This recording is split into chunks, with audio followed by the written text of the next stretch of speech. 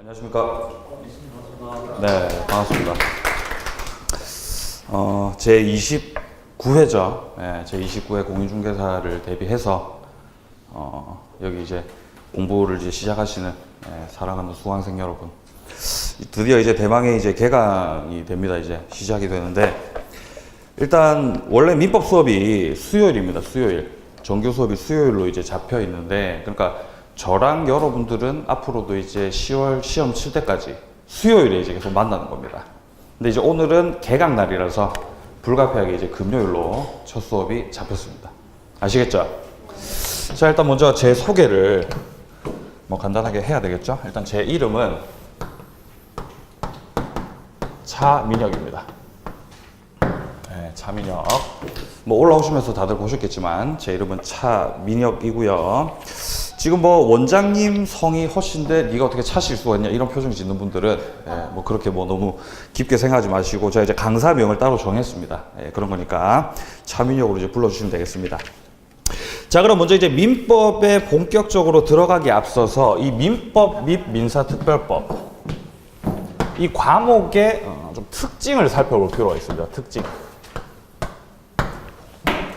특징이 도대체 뭐냐? 자, 일단 첫 번째 특징은 우리 시험이 조문 그리고 판례 중심으로 이제 출제가 된다는 뜻입니다. 그러면 조문은 뭐고 판례는 뭐냐?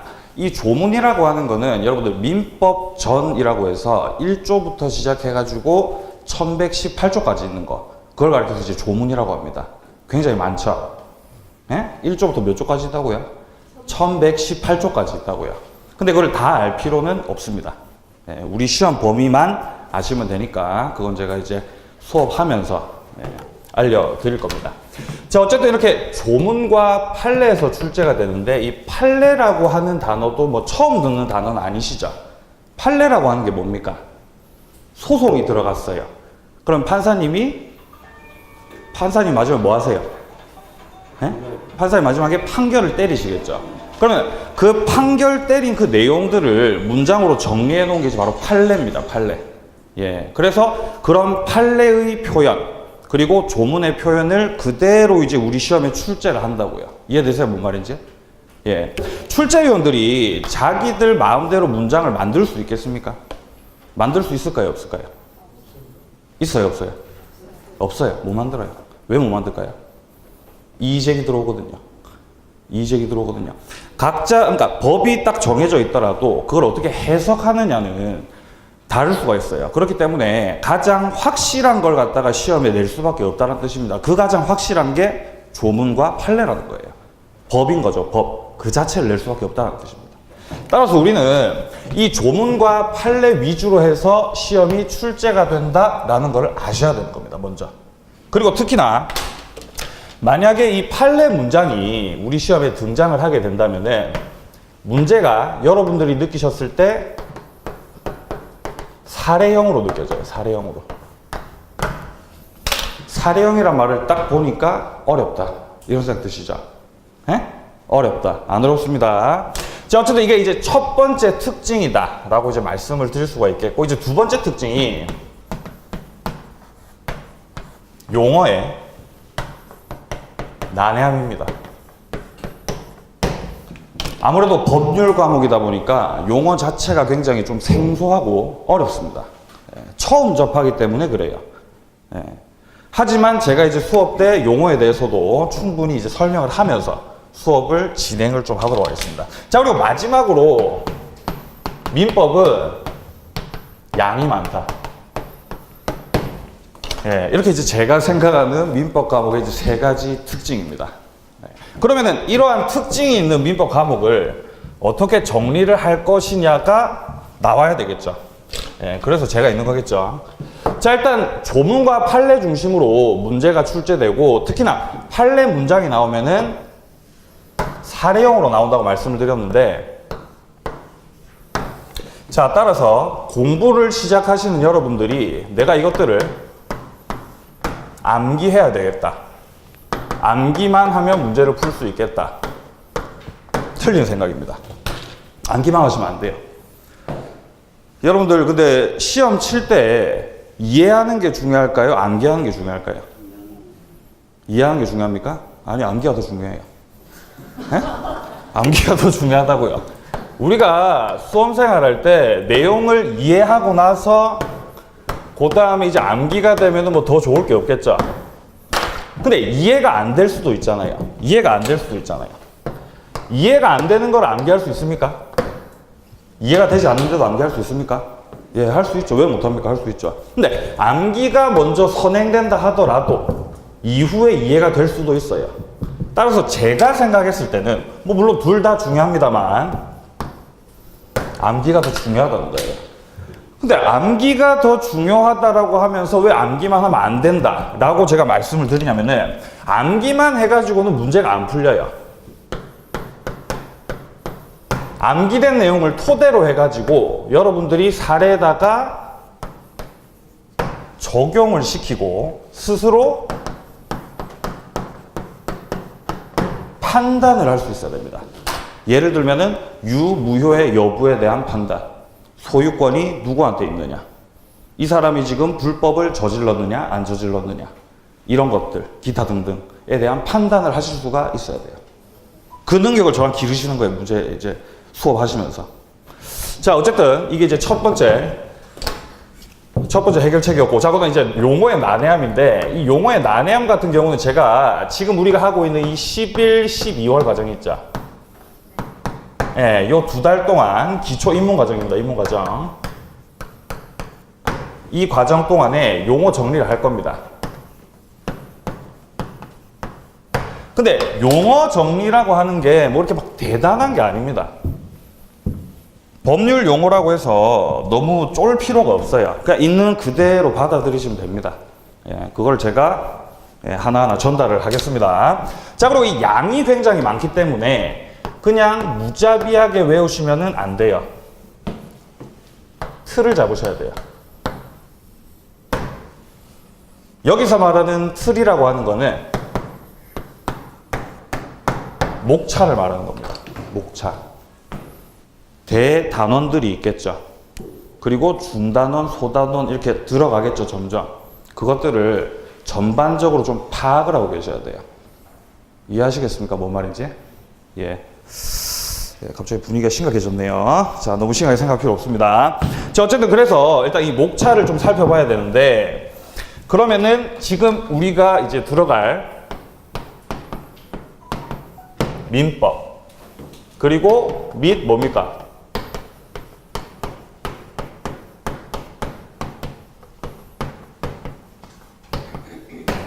민사특별법이죠.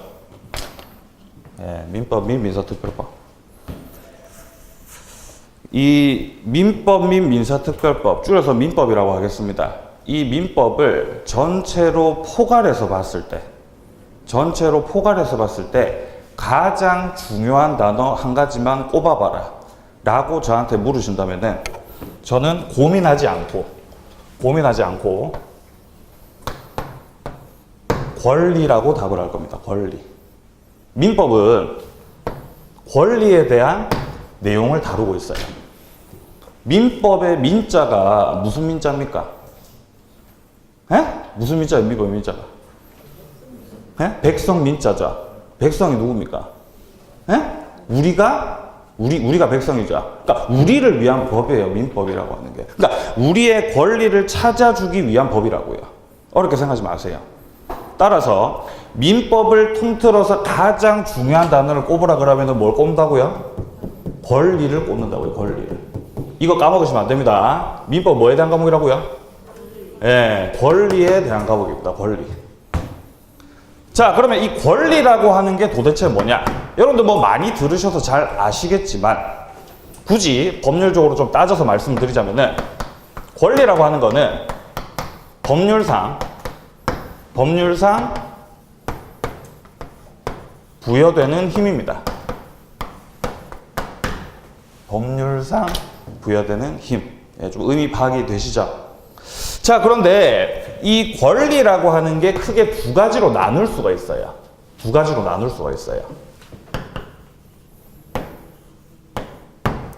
채권, 그리고 물권, 이렇게 두 가지로 나올 수 있어요. 채권, 물권 외에는 없어요. 쉽죠? 네? 쉽죠? 채권, 물권 이외에는 없어요. 제3지대는 없어요. 만약에 우리 책을 보다가 무슨 권이 나왔다. 걔는 물권 아니면 채권이에요. 네? 안 어렵죠? 물권이랑 채권으로 나올 수 있습니다. 권리를. 자, 그런데 이 채권이라고 하는 거는 채권이라고 하는 거는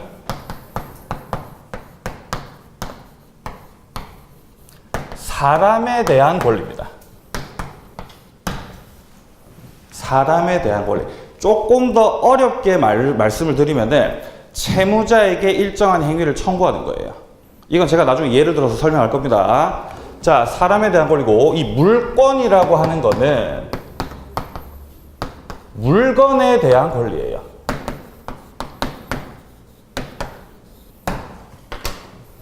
제가 지금 이 채권과 물건을 왜 강조해서 말씀을 드리냐면은 여러분들이 이걸 구분하실 수 있어야 되거든요. 구분하실 수 있어야 돼요. 나중 되면 다 구분합니다. 누구나. 근데 나중에 1월 달에 들어오시는 분들하고 여러분들하고 수준 차이가 있어야 되겠죠. 예, 그래서 말씀을 드리는 겁니다. 채권과 물건. 자, 그러면 제가 예를 한번 들어볼게요. 이 채권이랑 물건이랑. 자, 갑이라고 하는 사람이 있어요. 갑. 사람입니다. 사람. 갑이 아파트를 소유하고 있습니다. 아파트를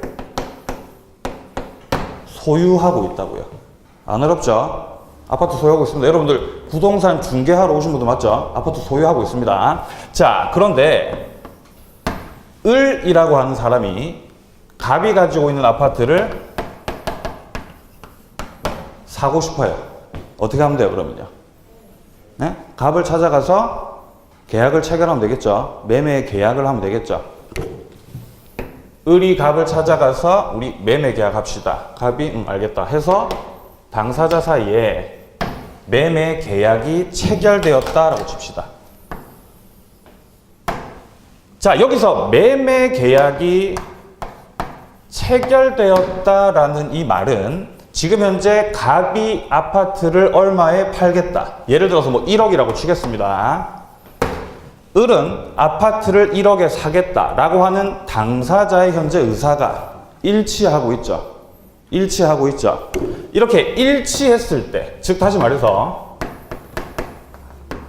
합의가 되었을 때 매매 계약이 체결되었다. 이렇게 이제 표현을 합니다. 뭐 성립되었다 이런 표현도 써요.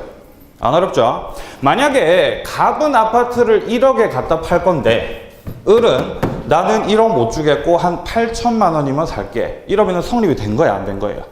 안 된 거죠. 안 된 거죠. 자, 근데 어쨌든 간에 지금 현재는 1억으로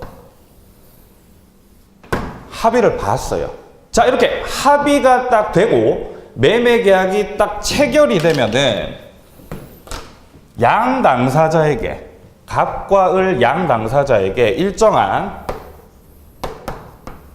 권리와 의무가 생기게 되죠.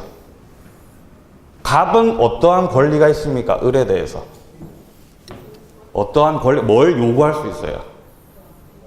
예? 돈 요구할 수 있죠, 돈. 대금 지급을 청구할 수가 있죠. 내가 1억에 팔 거니까 1억을 달라고 할 수 있겠죠, 당연히. 그렇겠죠. 자, 그러면 어떠한 의무가 있습니까? 예? 아파트를 넘겨야 되겠죠. 예. 아파트의 소유권을 이전해줘야 될 의무가 있습니다, 갑에게는. 그렇습니까? 예, 그렇죠. 자, 그러면은 을의 입장에서 한번 생각해 봅시다. 을은 어떠한 권리가 있습니까? 권리요. 네, 죄송합니다. 어떤 권리가 있어요? 소유권을 넘겨달라고 청구할 수 있겠죠. 그렇습니까? 어떤 의무가 있어요? 대금 줘야 되겠죠. 예. 자, 이렇게 각 당사자의 권리와 의무를 제가 굳이 이렇게 쓴 이유가 뭐냐면은 이 권리와 의무가 동전의 양면이라는 겁니다. 그리고 이 권리와 의무가 어떻게 생기게 됐습니까? 뭐 때문에 생기게 된 거예요? 그렇죠. 매매 계약이 체결됐으니까 생긴 거죠. 그렇죠. 예. 이 메커니즘 잘 아셔야 됩니다. 매매 계약이 체결되었기 때문에 양 당사자에게 권리와 의무가 발생했다. 이렇게 이해를 하시면 되겠습니다. 자, 그러면은 지금 현재 우리가 채권과 물권에 대한 설명을 하고 있었기 때문에 이 을의 입장에서 한번 봅시다. 이 을의 입장. 자, 현재 매매 계약이 체결되었고 을은 사고자 하는 사람이기 때문에 법률적으로 매수인이라고 부릅니다. 매수인. 이 숫자가 이제 받을 숫자예요. 갑은 뭐라고 합니까? 그렇죠. 매도인이라고 하는 거죠. 자, 그러면은 이 매수인은 현재 매매 계약이 체결되었고 갑에 대해서 일정한 권리를 가지고 있죠. 소유권을 넘겨달라고 할 수 있는. 이게 채권이라는 거예요. 채권. 자, 그런데 만약에 이후에 을이 대금을 다 지급하고 그 다음에 갑 명의로 되어 있는 등기까지 넘겨받았다면 을 명의로 등기를 딱 하게 되면은 원래는 을이 가지고 있었던 게 채권이었죠. 소유권을 취득을 함으로써 물권이 되는 거예요. 어렵죠?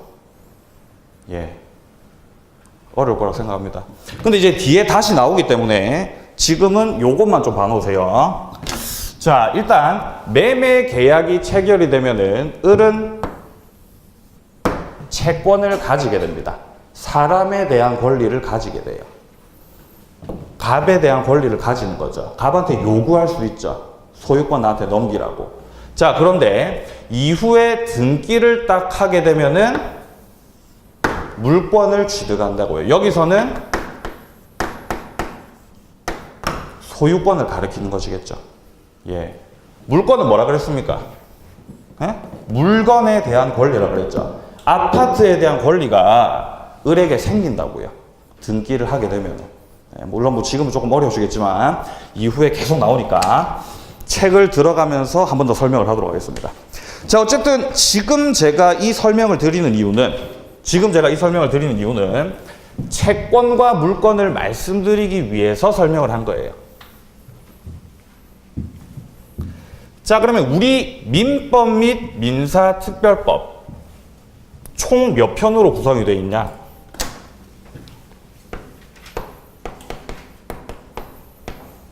4편으로 구성이 되어 있어요. 4편. 총 4개의 편으로 구성이 되어 있다고요. 그 중에서도 이 물권 있죠, 물권. 물권이 물권법 해가지고 제2편에 현재 들어가 있습니다. 목차 보시면 나와 있죠. 2편에 들어가 있어요. 자, 그리고 이 채권 같은 경우는 우리 민법 전을 바라보게 되면은 채권법이라고 하는데 우리 시험에 이 채권법이 전부 다 들어가는 게 아니라 이 채권법 중에서도 채권법 강론에 있는 계약에 관련된 것만 우리 시험 범위에 포함이 됩니다. 따라서 이 계약법이라고 해가지고 지금 현재 3편에 들어가 있죠. 보이십니까? 목차에. 네? 책을 앞으로 와보세요. 앞으로. 저는 지금 분권을 해가지고 몇 페이지인지 모르겠어요. 네? 책을 맨 앞으로 가보세요. 맨 앞으로. 더 앞으로. 네, 더 앞으로. 몇 페이지입니까? 페이지가 안 나와 있네요. 네, 2페이지. 2페이지 펴보시면은, 예, 지금 현재 2파트 해가지고 2편, 물권, 그리고 3편의 계약법, 이렇게 이제 나와 있죠. 자, 그리고 어쨌든 간에 제가 민법에서 가장 중요한 게 권리라고 했고, 이 권리가 2가지로 나뉜다고 했습니다. 그러면은 각각 2편과 3편에서 권리에 대한 내용, 그 중에서도 물권과 채권에 대한 내용이 나와 있는 것이죠. 예, 지금 목차를 설명드리는 겁니다. 자, 그리고 이 물권법에 들어가기도 애매하고 계약법에도 들어가기도 애매한 그런 내용들이 바로 1편에 나와 있는 민법 총칙인 거예요. 예? 목차가 좀 정리가 됩니까? 자, 그리고 마지막으로 지금 우리 입문서에는 나와 있지 않지만 마지막 4편에 우리 과목 이름이 민법 민 뭡니까? 민사특별법이죠. 민사특별법이 있는 거예요. 지금 여러분들 보시는 책에는 없어요. 빠져있네요. 예, 책 쓰신 분이 뺐나 봅니다.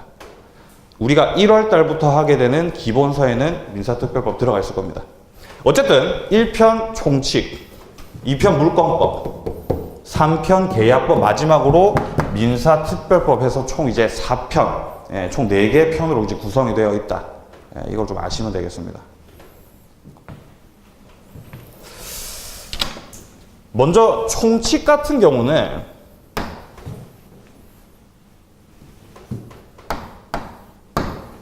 열 문제 출제돼요. 10문제. 예? 10문제 출제된다고요. 물권법에서는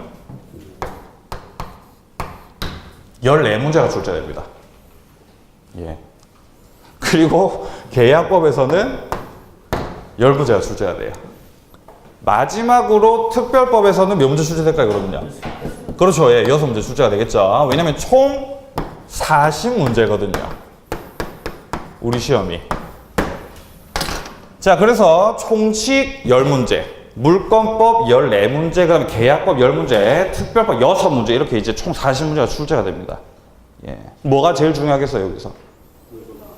예? 뭐가 제일 중요하겠어요? 이게 제일 중요합니까?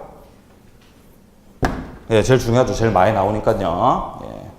그러면 여기서 뭐가 제일 어려울 것 같습니까? 다 어려울 것 같습니까?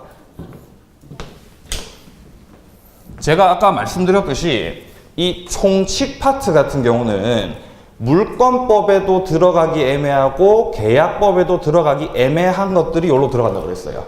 그러면 여기서 다루고 있는 내용들은 구체적이겠어요? 아니면 좀 추상적이겠어요? 예? 추상적이겠죠? 구체적인 게 어려워요? 추상적인 게 어려워요? 예, 그렇죠. 추상적인 게 어려운 거죠. 따라서 요 놈이 좀 어렵습니다. 총칙이 어려워요. 어렵다. 자, 그래서 지금 현재 공인중개사 우리 강사분들이 대부분 열에 한 8, 9분 같은 경우는 이 총칙부터 이제 수업 들어갑니다. 그러면은 첫 시간부터 어려움을 느끼게 되는 것이죠. 저는 이제 그런 거는 싫어요. 그런 거는 싫고, 따라서 첫 시간에 가장 쉬운 거를 먼저 해야 된다는 겁니다. 여기서 뭐가 제일 쉽냐? 개개인마다 차이가 있겠습니다만 제가 생각했을 때는 가장 쉬워요. 물권법이. 가장 구체적입니다. 그리고 여러분들은 부동산을 이제 중개를 하러 오신 분들이기 때문에 부동산에 대한 내용들, 물건에 대한 권리에 대한 내용들, 그게 바로 이제 물권법이거든요. 요거 먼저 들어가도 뭐 전혀 문제가 될 게 없습니다. 따라서 저는 수업을 물권법부터 들어가 보도록 하겠습니다. 물권법부터. 자, 그리고 여러분 앞으로 공부를 해 나가시다가 보면은 이런 분들이 있어요. 나는 물권법은 자신 있는데 총칙은 잘 못하겠다. 혹은 나는 총칙은 잘할 수 있는데 자신 있는데 나 특별법을 잘 못하겠다. 이런 분들이 있어요. 그럴 수 있을까요? 없을까요? 그럴 수 있을까요? 없을까요? 그럴 수가 없어요. 왜 없죠? 물권만 잘하고 총칙은 못할 수 있습니까? 어때요? 생각해 보세요. 예? 총칙만 잘하고 계약법은 또 못할 수 있습니까? 그럴 수 있을까요? 그런 거 없어요. all or nothing입니다. 잘하려면은 싹 다 잘하고 못하려면은 싹 다 못하는 거예요. 왜 그러냐면은 민법에 대한 이 내용들이 각 파트별로 이렇게 딱딱 끊어지는 게 아니라 논리 체계로 다 연관이 돼 있어요. 그래서 특정한 파트만 내가 알고 있다. 근데 나머지 파트는 모르겠다. 이거는 말이 안 되는 거예요. 알려면 다 아시고 모르려면은 다 모르시는 거죠. 이해되세요? 뭔 말인지? 그건 나중에 여러분들이 이제 문제를 풀어 나가시다 보면 느끼실 거예요. 예를 들어서 내가 특별법을 포기했다. 그리고 다른 파트를 본다. 근데 특별법의 뭐 임대차에 관한 내용들이 다른 파트에도 다 나오거든요. 그런 걸 느끼실 거예요, 여러분들. 따라서 절대로 시험을 이렇게 준비를 하면서 포기를 하시면 안 돼요. 이 네 가지를 전부 다. 뭐 다른 2차 과목들이나 부동산 학개론 같은 과목들 있죠. 그런 것들은 좀 포기를 해도 됩니다만 민법은 그런 거 하시면 안 됩니다. 아시겠죠? 예, 포기가 필요한 더 세세한 파트 같은 경우는 제가 수업을 진행을 하면서 말씀을 드리겠습니다. 네. 자, 그래서 민법은 총 4편으로 구성이 되어 있다 그랬고, 목차를 제가 말씀을 드렸습니다. 자, 그럼 우리가 이제 오늘서부터, 어디서부터 들어간다고 했습니까, 제가? 예? 어디서부터 들어간다고 그랬어요? 예, 물권법부터 들어갑니다. 예. 물권법부터 들어가니까, 다른 파트는 일단 신경을 아예 그냥 쓰지를 마세요. 무시하세요, 그냥. 일단 물권만 생각을 합시다. 자, 그럼 우리 책의 물권이 어디에 나와 있느냐? 책을 185페이지를 한번 펴보세요. 185페이지. 그럼 파트, 자, 제2편 해가지고 이제 물권법 이렇게 나와 있죠. 예, 여기서부터 우리는 이제 진도를 시작을 하겠다 이 말입니다. 자, 그럼 한번 보죠. 물권법입니다.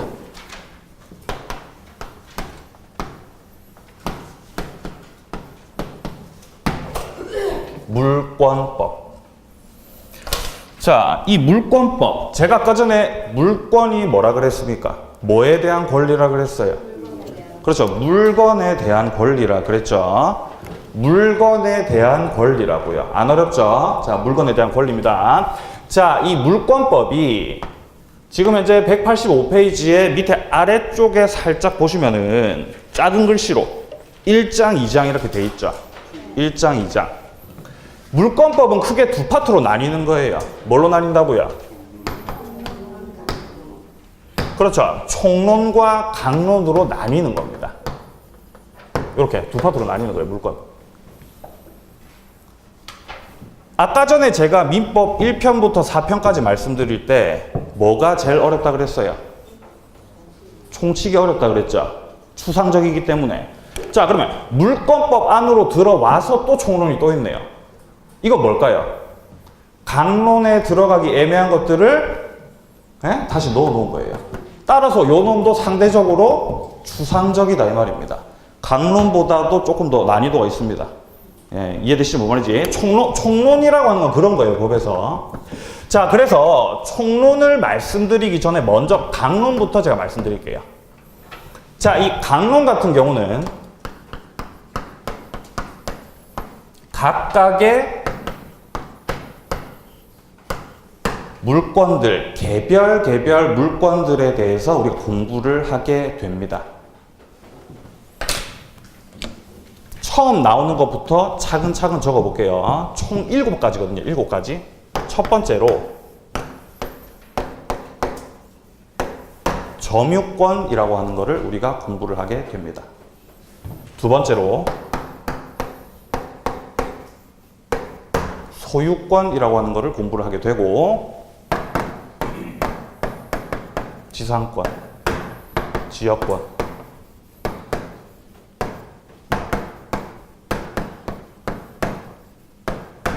전세권, 그리고 유치권, 저당권. 이렇게 7가지의 권들을 배우게 돼요. 얘네들은 다 채권일까요? 물권일까요? 어렵습니까? 자, 얘네들 다 채권일까요? 물권일까요? 물권이겠죠. 왜 물권이에요, 얘네들? 얘네들 왜 물권이에요? 네? 물권법에 규정이 돼 있죠. 네? 물권법에 규정이 돼 있죠. 따라서 물권입니다. 물권. 얘네들 싹 다 물권이에요. 물권. 예. 그리고 얘네들 말고도 조금 더 물건들이 있기는 한데 그건 이제 들어가서 말씀을 드리겠습니다. 먼저 이게 가장 기초입니다. 기초. 자, 이렇게 7가지의 물건들을 우리가 공부를 하게 되고, 여기에 들어가지 못하는 애매한 것들이 이제 총론에 나오게 되는데, 이 총론 파트에서 가장 중점적으로 공부를 하게 되는 부분이 물권의 변동입니다. 자, 지금 물권 변동이다라고 하는 이 말을 딱 봤을 때 아무런 느낌이 없죠? 그렇지 않습니까? 아무런 느낌이 없죠? 쉽게 생각하세요. 물권이 변동되었다 이 말입니다. 물권이 변동되었다. 그리고 오늘 수업의 메인 이벤트입니다. 요게 물권 변동. 이건 아마 둘째 시간 정도에 들어가게 될 것 같습니다. 네, 물권 변동. 자, 이렇게 해서 이제 물권법의 대략적인 이제 목차를 살펴봤고요. 그럼 이제 책을 한번 보겠습니다. 자, 책을 한 장 넘겨보세요. 자, 책을 한 장 넘겨보시면은 186페이지에 보시면은 뭐 물권 총론의 체계 해가지고 뭐 짜라라라락 나와 있죠. 여기서 가장 중점적인 내용이 넷째 줄에 있는 물권 변동 보이십니까? 예, 이게 바로 오늘 수업의 메인 이벤트 되겠습니다. 이것만 정확하게 파악을 하셔도 예, 오늘 뭐 충분히 뭐 식사 많이 하셔도 될 것 같습니다. 자, 그럼 이제 오른쪽으로 갑니다. 오른쪽으로. 자, 오른쪽 가보시면 이제 물권의 의가 나와 있죠. 의. 예. 저와 함께 책을 읽어보겠습니다. 자, 제가 수업을 좀 진행을 하는 방식이 먼저 좀 포괄적인 것들을 설명을 좀 드리고 함께 책을 읽습니다. 제가 읽는 부분에다가 밑줄을 치시면 돼요. 왜 그렇게 수업을 하냐면은 여러분들이 수업을 들으시면서 강사가 언급하는 부분에다 밑줄을 쳐 놓으셨다가 나중에 이제 댁에 돌아가셔가지고 저녁 식사하시기 전까지 한번 정독해 보시는 거예요. 싹 다 읽지 마시고 밑줄 친 부분만. 이해되세요? 뭔 말인지? 필요한 게 있으면 조금씩 필기를 좀 하시면서. 왜냐면은 우리가 생짜배기로 이 책을 이렇게 읽으려 그러면은 못 읽어요. 어렵거든요. 그리고 양이 좀 많지 않습니까? 물론 뭐 이건 얼마 안 되지만 나중에 기본서 나오면 양이 막 이렇거든요. 그렇기 때문에 제가 수업 때 언급한 부분만 읽으시면 충분하다라는 말씀 드립니다. 자, 먼저 물권의 의 봅니다. 자, 봅니다. 물권이라고 하는 거는 현재 존재하고 특정되어 있으며 독립한 물건을 직접 지배해서 그로부터 일정한 이익을 얻는 것을 내용으로 하는 배타적, 절대적, 관념적 권리를 말한다. 여기서 첫째 줄에 있는 중간 정도에 보시면요. 물건 보이십니까? 물건. 동그라미 치세요. 물건. 이 물권이라고 하는 거는 물건에 대한 둘째 줄 오른쪽에 맞으면 뭐라고 되어 있습니까?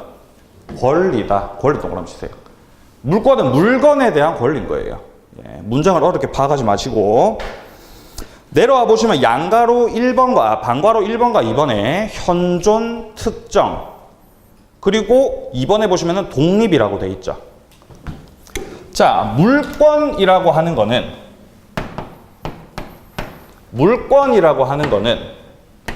물건에 대한 권리라 그랬죠. 근데 여기서 말하는 이 물건이 되기 위해서는 지금 우리 책에 나와 있는 현존하고 있어야 되고 그 다음에 독립적으로 존재가 돼야 되고 특정성을 갖춰야 된다 이 말입니다. 예, 그냥 그런 취지로 봐두시면 돼요. 현존, 특정, 독립한 물건이라는 거죠. 내려갑니다. 반가로 4번 한번 보세요. 배타적, 독점적 지배다. 자, 그리고 넷째 줄에 보시면요, 내용에 일물일권주의의 원칙 보이십니까? 예, 그냥 그거 한번 봐두시면 돼요. 그렇게 크게 뭐 중요한 건 아닙니다. 말 그대로 이제 하나의 물건에는 하나의 권리만이 성립할 수 있다라고 하는 원칙인데 이거 예외가 훨씬 더 많아요. 예, 따라서 크게 의미가 없습니다. 내려갑니다. 반가로 5번에 보시면 이제 절대적 지배라고 나와 있죠. 예, 이 페이지에서는 이게 가장 중요한 것 같아요. 절대적 지배. 자, 물권은 특정인에게만 주장할 수 있는 채권과는 다르게 누구에 대해서도 주장할 수 있다. 까지 좀 봐놓으시고 셋째 줄 한번 보십시오. 오른쪽에 가보시면은 갑이 보이십니까? 갑이 책을 소유하고 있다면 그 책에 대한 소유권을 누구에 대해서도 주장할 수 있다. 자, 그리고 이제 반가로 6번에 보시면요. 관념적 지배다. 셋째 줄 한번 보세요. 현재 나의 소유물을 현실적으로 소지하지 않고 있더라도 소유권이라는 물권은 인정된다. 만약에 내가 결혼 반지를 가지고 있다. 결혼 반지를 항상 소지하고 다녀야 그게 내 겁니까? 장롱 안에 넣어놓으면 내 거 아닙니까? 이해되시죠? 뭔 말인지. 내가 그거를 물건을 현실적으로 가지고 있지 않더라도 관념적으로나마 지배하고 있다면 소유권이 인정된다라는 취지의 내용입니다. 뭐 크게 중요한 건 아닙니다. 넘기십시오. 자, 넘겨보시면 이제 쌍가로 2번 해가지고 물권과 채권의 비교가 나와 있죠. 예, 요 부분을 통해서 제가 물권이 뭐고 채권이 뭐고 비교를 한번 해보도록 하겠습니다.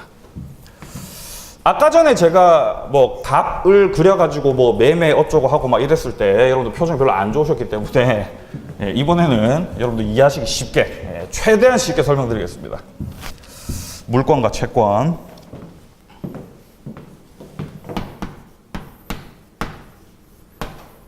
자, 권리는 크게 두 가지가 있다 그랬어요. 지금 우리가 하고 있는 물권, 그 다음에 나중에 우리가 계약법 파트에서 배울 채권, 이렇게 두 가지가 있다 그랬습니다. 자, 한 번 더 써보죠. 물권이라고 하는 거는 물건에 대한 권리입니다.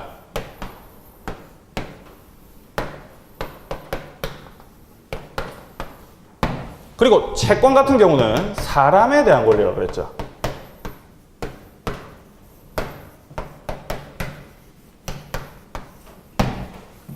예를 들겠습니다.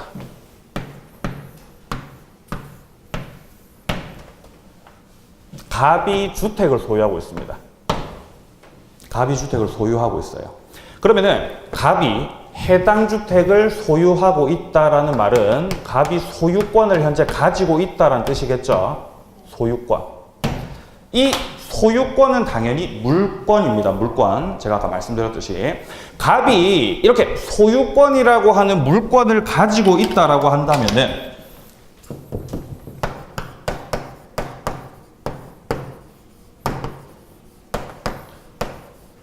누구에 대해서나 주장 가능합니다. 네? 누구에 대해서나 주장 가능하다고요. 따라서 물권을 가리켜서 절대권이라고 합니다. 만약에 갑의 주택에 을이라고 하는 사람이 무단으로 들어와가지고 막 이렇게 점유를 하고 있어요. 그러면 갑은 을에 대해서 자신의 소유권을 주장할 수 있습니까? 주장할 수 있어요, 없어요? 여기 내 땅인데 나가라 할 수 있어요, 없어요? 있죠? 에? 누구에 대해서나 주장할 수 있다고요, 누구에 대해서. 또 뭐 병이라는 사람이 또 지나갔어요. 또 들어갔습니다. 나가라고 할 수 있어요, 없어요? 할 수가 있겠죠? 자, 물권이라고 하는 건 누구에 대해서나 주장이 가능한 겁니다. 자, 그런데 이 채권을 한번 보겠습니다. 자, 만약에 갑과 을 사이에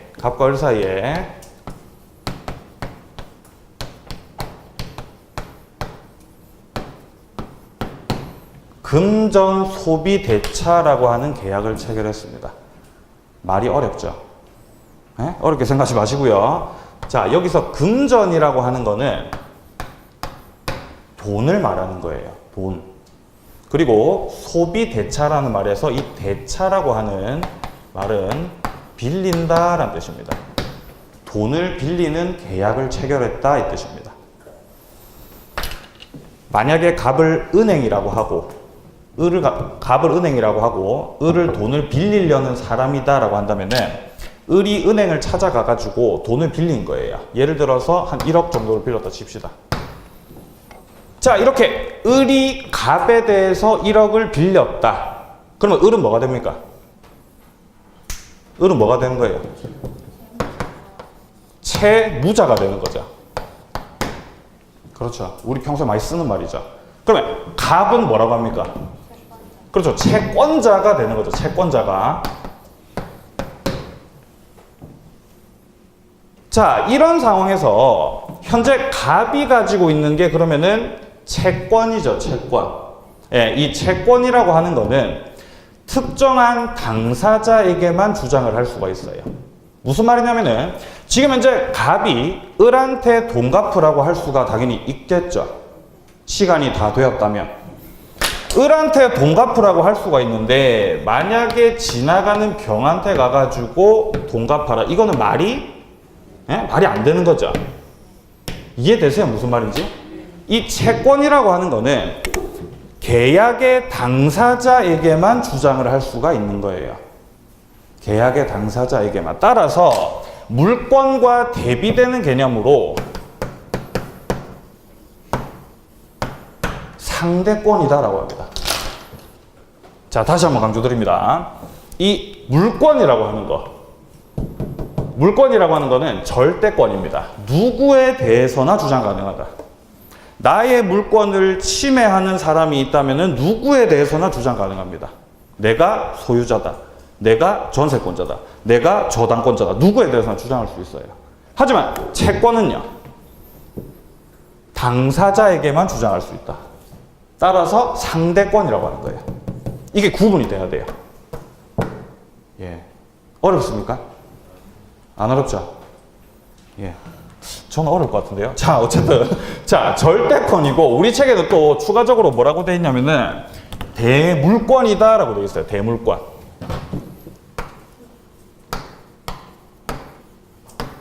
말 그대로 물건에 대한 권리다. 이 말이죠. 그냥 한자로 써놓은 겁니다. 그리고 채권 같은 경우는 당연히 대인권인 거죠. 사람에 대한 권리. 자, 책을 한번 보겠습니다. 자, 다른 데는 볼 필요가 없고요. 자, 방가로 3번 한번 보세요. 절대권이다 라고 되어 있죠.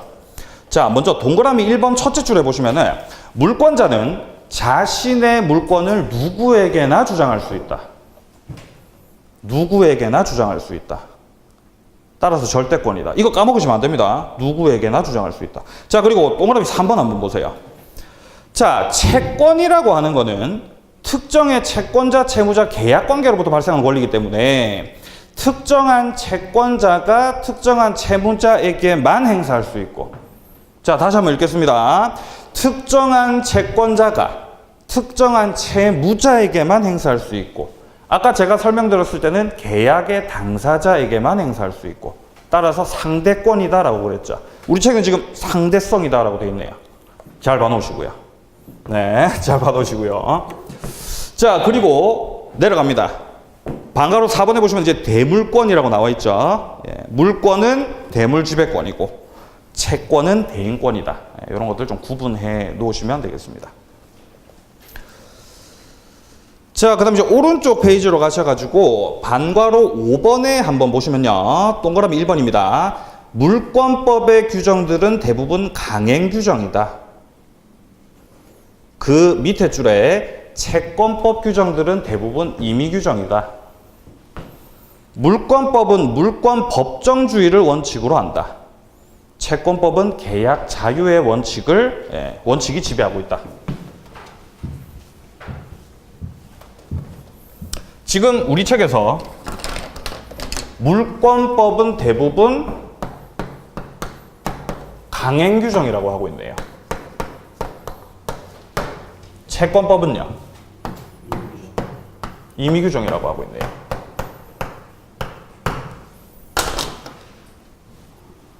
만약에 민법에 특정한 조문이 있는데 그 조문에 대한 내용을 반드시 지켜야 되는 게 강행 규정이고요. 어겨도 되는 게 임의 규정이에요. 자, 다시 한번. 반드시 지켜야 되는 게 강행 규정이고 어겨도 되는 게 임의 규정이라고요. 자, 예를 듭니다. 여러분들 전세 살아보셨죠? 전세. 자, 만약에 갑이 특정한 주택에 대해서 소유자입니다. 소유권을 가지고 있습니다.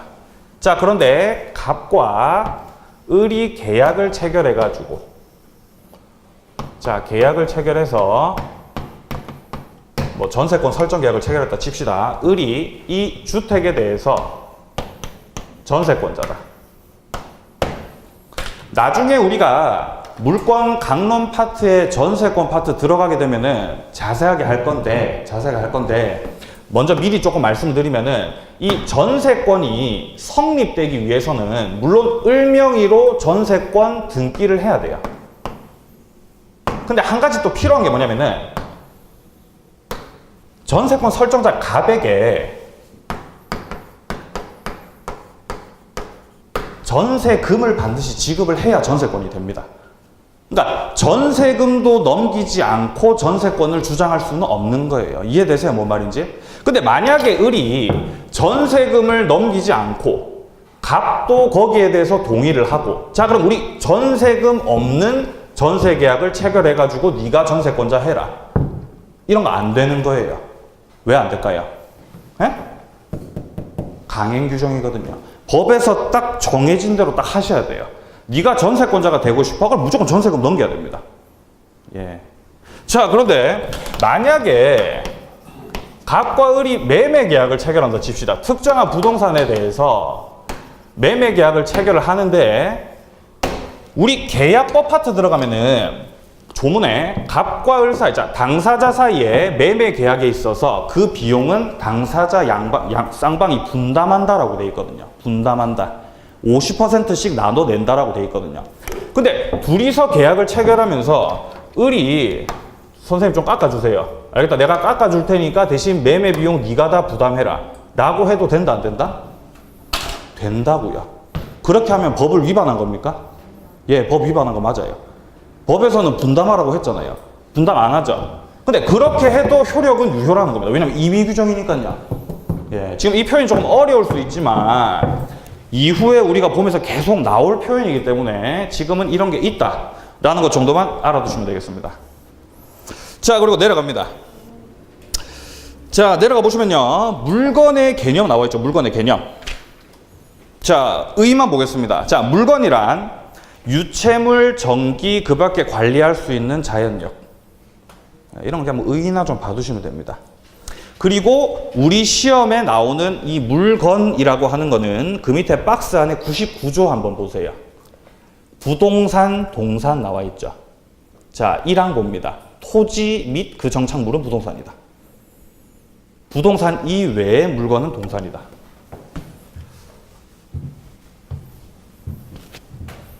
우리는 동산을 공부해야 되겠습니까? 아니면 부동산을 공부해야 되겠습니까? 당연히 부동산이겠죠. 예. 자, 물권은 물건에 대한 권리라고 말씀을 드렸고요. 이 물건은 부동산 그리고 동산이 있는 거예요. 이렇게 이제 두 가지가 있는 겁니다. 부동산은 지금 현재 우리 조문에 나와 있는 것처럼 토지 그리고 그 정착물이라고 되어 있죠.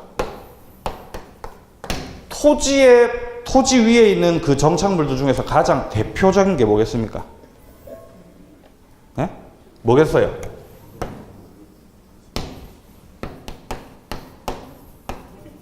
건물이겠죠.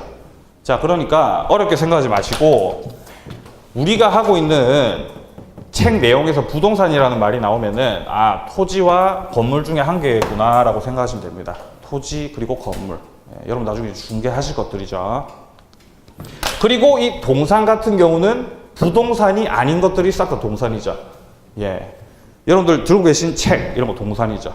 우리가 입고 있는 옷 동산이죠. 예, 다 동산이에요. 동산. 예, 동산이 많네요. 예, 다 동산입니다. 자, 내려갑니다. 박스 밑에 양가로 2번 한번 보세요. 물건의 객체로서의 물건의 요건, 현존, 특정, 독립. 아까 봤었죠? 한 번 더 봐놓으시고요. 책을 넘깁니다.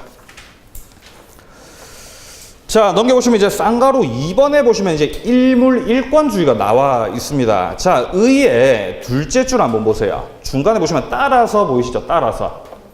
자, 따라서 이유를 읽습니다. 하나의 물건에는 하나의 물건만 존재해야 한다라는 원칙. 예, 이게 바로 일물 일권주의입니다. 근데 이 예외가 훨씬 더 많다 그랬죠. 예? 밑에 보시면 막 엄청 복잡하게 나와 있고 반가로 4번에 보시면 일물 일권주의 예외라고 돼 있죠. 예, 요거 같은 경우는 지금 보면은 안 됩니다. 예? 나중에 뒤에 내용을 보면서 다시 와야 이제 이해가 되는 것들이기 때문에 이번 파트에서는 무시하고 넘어가겠습니다. 자, 오른쪽 페이지에 가보시면 이제 물권 법정주의가 나와 있죠. 물권 법정주의. 예, 여기서부터 좀 쉬었다가 진행을 해보도록 하겠습니다. 잠깐 쉬겠습니다.